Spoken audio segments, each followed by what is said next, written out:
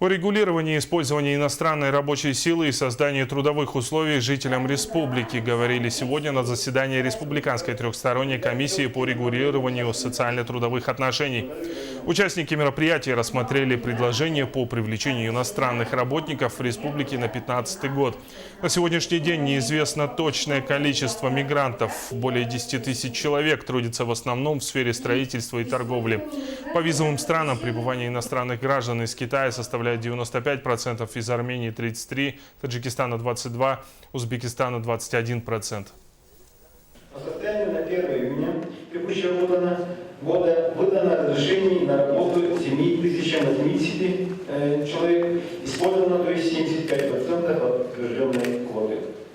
Начиная с 2012 года наблюдается резкий рост числа выдачи патентов с 8,8 тысяч до 15 600 патентов.